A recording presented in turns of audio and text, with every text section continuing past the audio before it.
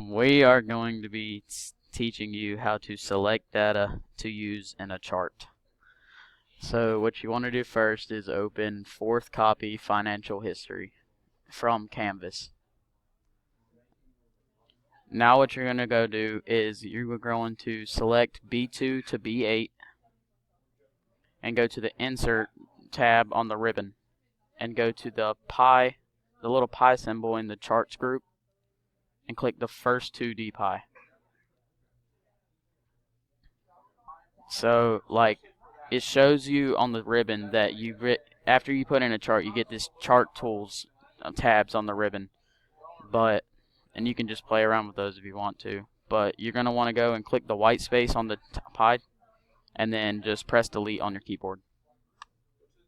Okay, so now what you're going to want to do is you're going to go and insert the same pie chart that you just insert, and now you're going to go and click anywhere outside of the white space. Now go to File and then go to Print,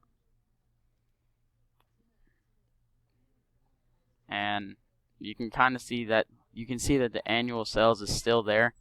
but you can see off in the corner because it's off centered, but the pie chart is there as well. So and then if you press escape and then, well, like we just did, we just went out of it, and then click on the chart and then go back to File and Print,